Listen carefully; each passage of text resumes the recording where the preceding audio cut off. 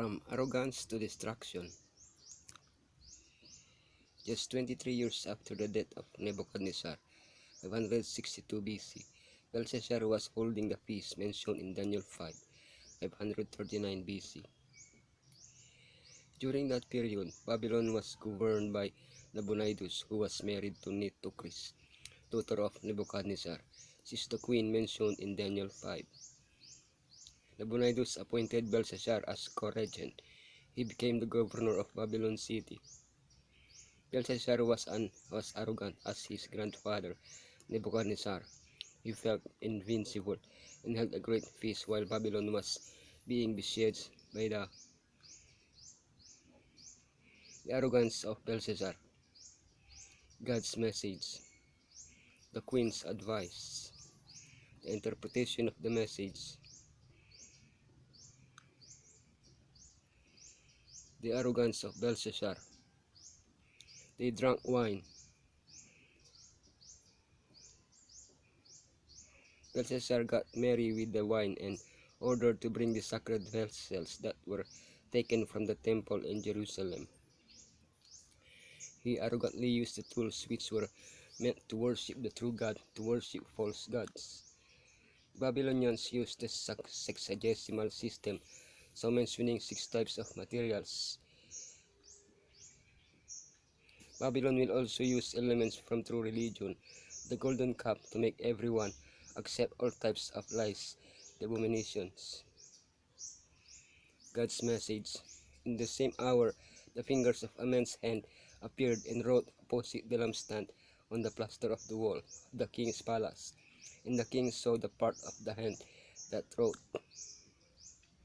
The feast was interrupted by a supernatural phenomenon. A hand was writing on the wall. Everyone was scared. Belshazzar called all the wise men in his kingdom. However, he was seeking wisdom in the wrong place. He offered great gifts as reward: purple clothing, royal dignity, a chain of gold, authority, third ruler in the kingdom after Nabonidus and himself. As in previous occasions, Daniel 2:4, the wise men of this world couldn't interpret God's message. The queen's advice. Let Daniel be called and he will give the interpretation.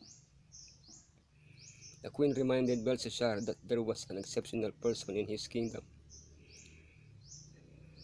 He has the Holy Spirit, the Spirit of the gods of God. He has superior knowledge and understanding. He is chief of the wise men. He can interpret dreams, solve riddles, and explain enigmas. Daniel had worked with Belshazzar at least until his 3rd year as governor. However, the king didn't want to deal with someone who disturbed his conscience. The queen was aware of the influence that Daniel exerted on her father. If anyone in Babylon could help Belshazzar, it was Daniel. The interpretation of the message. But you, his son Belshazzar, have not humbled your heart, although you knew all this.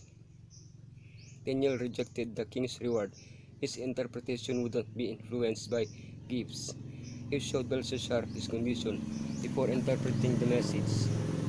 The king knew about Nebuchadnezzar's experience and how he repented being after humiliated by God, but Belshazzar had chosen not to follow his example.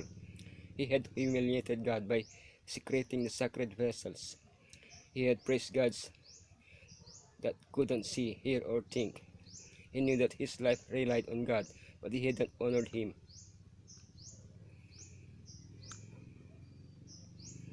For this reason, God had sent him a special message.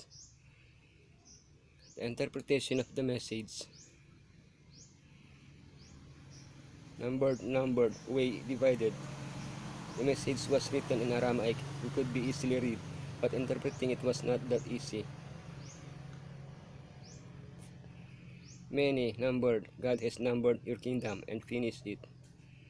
Tekel, weigh. You have been weighed in the balances and found wanting.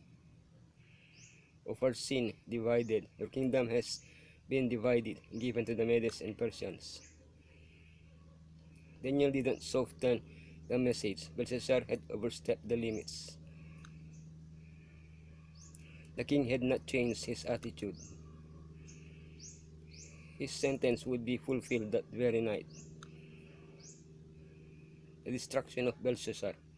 That very night Belshazzar, king of the Chaldeans, was slain, and Darius the Mede received the kingdom, being about 62 years old. While the people of Babylon were enjoying the feast, the Persians were digging a canal to divert the Euphrates.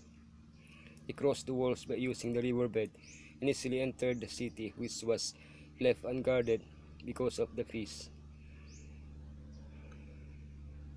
The city was captured in just some hours, and Belshazzar was killed. Cyrus chased Nabonidus, and Darius the Mede stayed as the governor of Babylon city. The story of Belshazzar teaches us to make the most of the opportunities that God mercifully gives us to accept his salvation. Little did Belshazzar think that an unseen watcher beheld his idolatrous revelry, but there is nothing said or done that is not recorded in the books of heaven. The mystic characters that are traced by the bloodless hand testify that God is a witness to all we do, and that he is dishonored by feasting and reveling. We cannot hide anything from God. We cannot escape from our accountability to him. Wherever we are and whatever we do, we are responsible to him, whose we are by creation and by redemption.